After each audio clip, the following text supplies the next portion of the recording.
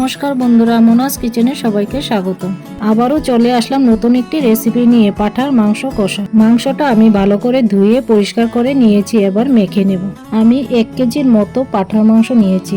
তাতে দিয়ে দিলাম কয়েক টুকরো পেঁয়াজ, গোটা রসুন, নুন, হলুদ গুঁড়ো, জিরে গুঁড়ো, ধনে গুঁড়ো, লং আর গোলমরিচ গুঁড়ো, কাশ্মীরি রেড চিলি, লঙ্কা বাটা, দিয়ে দিলাম একটার মতো জায়ফল বাটা,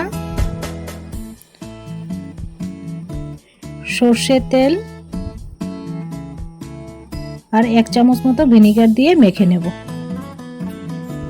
তোমাদের বাড়িতে যদি আদা না থাকে, আদা ছাড়াও এই মাংসটা রান্না করতে পারবে। আমি যে মশলাটি ব্যবহার করেছি, তোমরাও সেরকমভাবে মশলাটি ব্যবহার করে আদা ছাড়াও রাঁধতে পারবে, কিন্তু স্বাদের কোনো পরিবর্তন হয় না।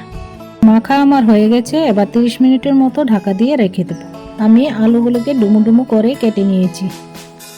গ্যাসে একটি কড়াইয়ে বসিয়ে নিলাম, তাতে কিছুটা পরিমাণ সরষের তেল দিয়ে তেলটা গরম হয়ে গেলে আলুটি দিয়ে হালকা করে ভেজে নেব।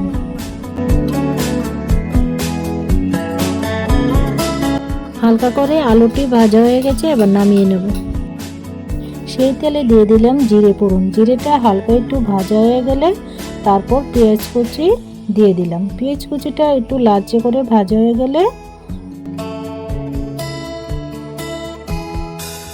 দিয়ে দিলাম রসুন বাটা। এবার পেঁয়াজ আর রসুনটাকে ভালো করে ভেজে নেব।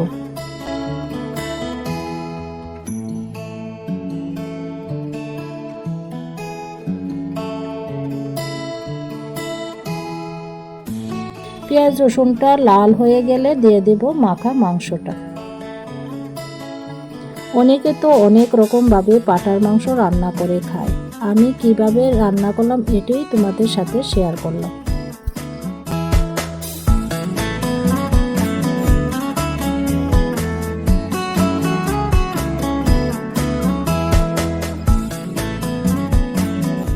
মাংসটা যে পাত্রে মাখা ছিল সেই পাত্রটা ধুয়ে অল্প পরিমাণে জল দিয়ে দিলাম।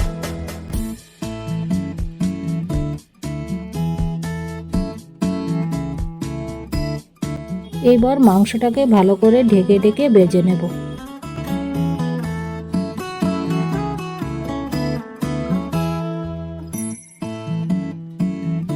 মাংসটা কিছুক্ষণ ভাজা হয়ে গেলে তারপর দিয়ে দেব ভেজে রাখা আলু। আলুটা পরে দিলাম না, কারণ আর পরে দিলে সেদ্ধ হবে না।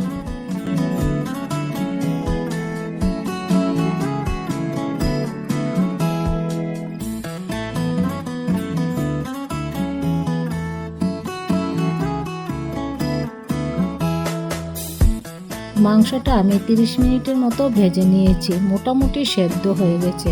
এখন ফুটানো গরম জল দিয়ে মাংসটা ফুটিয়ে নেব।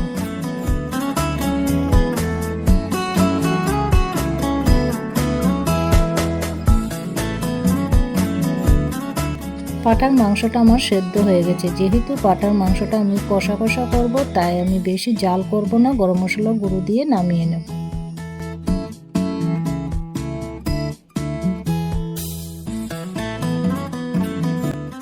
মাংসটা আমার হয়ে গেছে, এখন নামিয়ে নেব। রেসিপিটা যদি ভালো লেগে থাকে তাহলে আমাকে কমেন্ট করে জানিও, আর আমার চ্যানেলটাকে সাবস্ক্রাইব করে আমার পাশে থেকো।